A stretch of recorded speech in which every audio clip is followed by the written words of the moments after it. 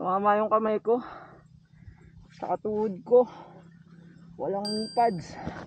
Okay kaya yung camera? At least we survive. Doesn't kill you, it will make you stronger.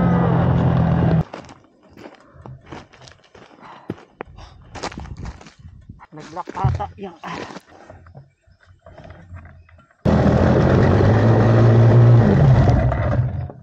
nag-lock yung preno.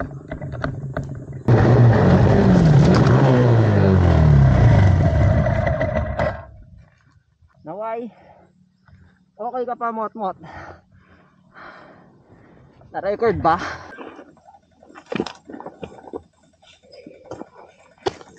Yun ang una nating semplang.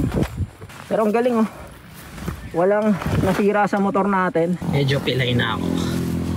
Sakit ng tuhod ko. Pero syempre, hindi muna tayo uuwi. Bukas pa to sasakit ng sobrang lala. Bihira natin matimingan na ganito ka-clear yung weather dito sa Sierra Madre. Yung mga lumang litrato noon, 10 years ago, 20 years ago, na magaganda. Maganda pa rin naman sila kahit ngayon eh. So babaybayin ko itong Marilaki Highway ng madilim. Sana epic tong sunset.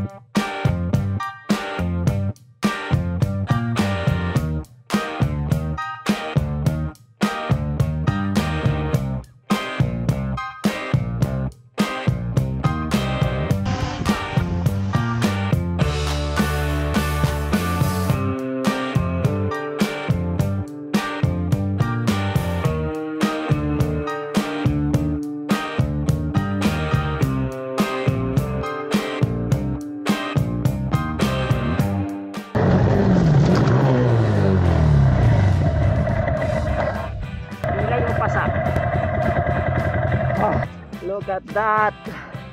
Tira. Ang sarap ng una nating semplang ah.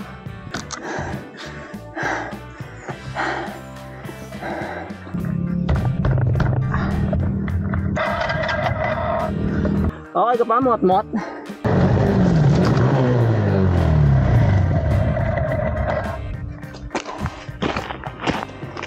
Nag-lock ata yung unit show.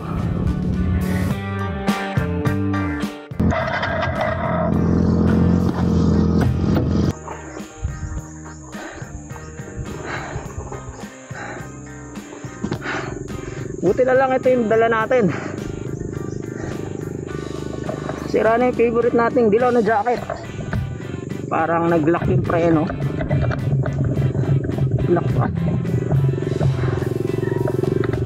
Well, carry lang, carry lang.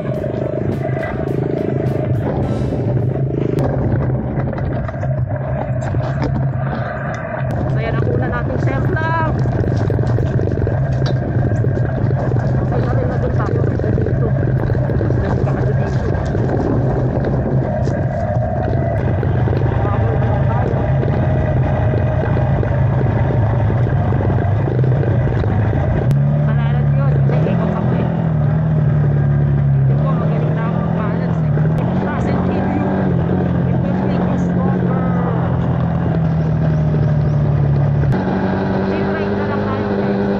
Sa adventure.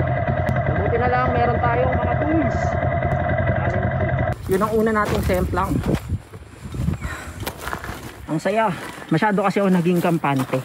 Pero ang galing oh. Walang nasira sa motor natin. Ito, natanggal yung yung chrome. Na-accent niya. Katulad nito, natanggal. Pero carry lang.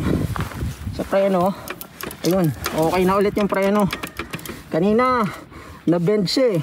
Na misalign lang, kaya kumakagat yung preno sa harap. Pero ngayon okay na ulit.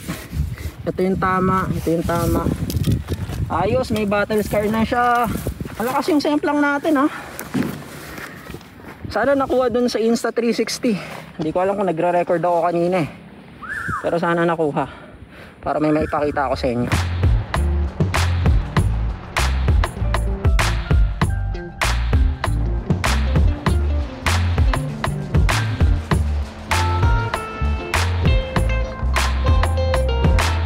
Medyo pilay na ako.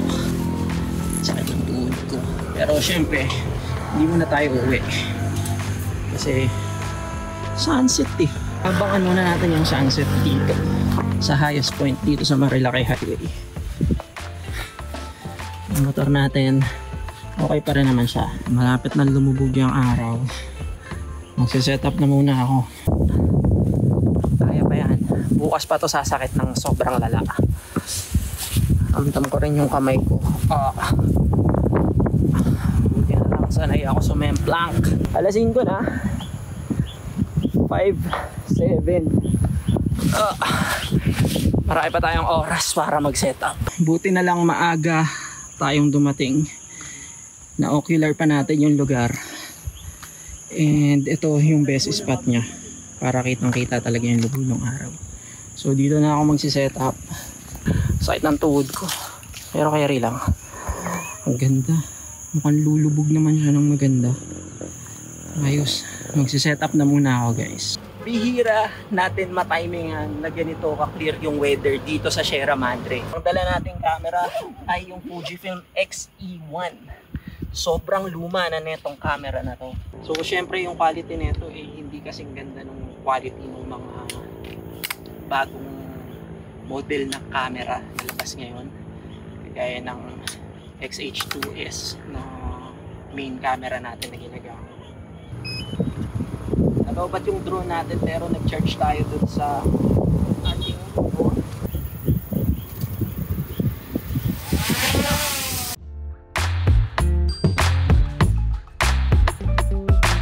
Palubog na yung araw. Siguro mga ano pa to 10 minutes mula dito sa pwesto natin ngayon. Siguro mga more or less 100 kilometers pa bago ako makauwi. So babaybayin ko itong Marilaki Highway ng madilim. Sana epic tong sunset. May mga ulap, which is gusto natin yan, na may mga ulap tayong nakikita. Sana naman magkaroon ng golden hour. Oh boy naman oh. So itong Fujifilm X-E1 na to, fully manual siya. So parang gumagamit ka ng camera na de-film. So may mga dial siya na nasa labas. Hindi nako-customize yung mga button nito. Kung meron man isang button lang ata yung pwede mong i-customize, yung function button na nandito sa taas. Tapos itong mga dials na to, nagfa-function siya as paano nagfa-function yung dial nung mga lumang camera, nung mga de-film na camera. So nasa labas siya. Yun yung nagustuhan ko pa dito kay Fujifilm bukod dun sa color science niya. Fully analog camera, parang ganun. Kasi nasa labas lahat ng mga settings and dials para makontrol mo yung exposure. So yung aperture nasa lens, syempre. Tapos yung shutter speed nandito sa dial na to. Exposure compensation, and then yung ISO, pwede mong i-customize yung isang button dyan para maging ISO siya. During film days kasi yung ISO, kasi yung film na ginagamit mo is nandun lang nakafix. So hindi mo naman lagi talagang ina-adjust yung ISO. Dito rin ako nahasa sa camera na to ng exposure triangle. Kaya memorize ko talaga ang exposure triangle. Ayan na, palubog na yung araw. So yung araw, nagtago lang siya dun sa ulap. Hindi pa talaga siya lumulubog. Sana magpula mamaya. Sana mag golden hour talaga.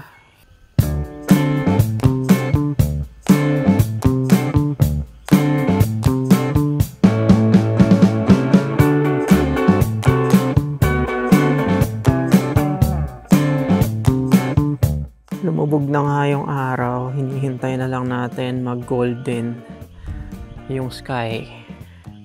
Mga ilang minuto. Sana mag-orange. Sa ngayon hindi ko pa alam yung magiging output netong X-E1 pero sana maganda. And syempre, makikita nyo naman na agad. Ito.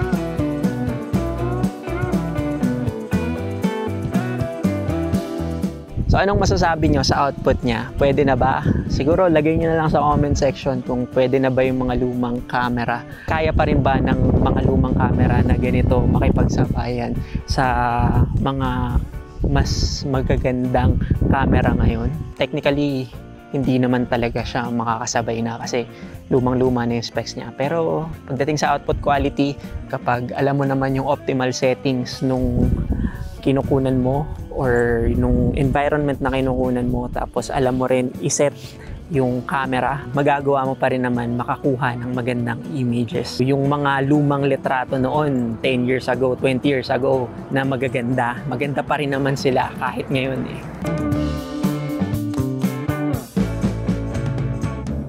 So ayan, nag-orange na siya. Diba? So naka-raw tayo na large. Tapos ito yung settings natin. Ibababa ko yan yung shutter speed kasi padilim ng padilim eh. Kaya magbabago yan. Pero yung f11 tsaka yung ISO 400 hindi ko na yan babaguhin.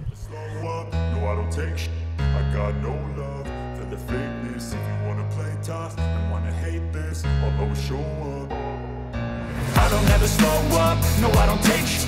I got no love for the fakeness. If you wanna play tough and wanna hate this, I'll always show up and make a statement. I don't ever slow up, no I don't take sh**. I got no love for the fakeness. If you wanna play tough and wanna hate this, I'll always show up and make a statement. Everything I do so instinctive and so passionate. Every word I move so descriptive like an adjective. I got a vendetta against people who So ayun guys, dito na muna natin tatapusin tong video na to. Thank you guys for watching Hate Photography TV at naway may natutunan kayo or at least I got you entertained. Please don't forget to like and subscribe. Once again, my name is Hate. See you in the next video. Mabuhay! A reflection of the emptiness, hilarious. You think you're worth my time, you're delirious. Mysterious because you hide behind a fake exterior. Inferior, you know I'll always be a bit superior. Get off of me, this ain't no humble brag. I want you to hear words, you can say them back. I want you to feel free from the chains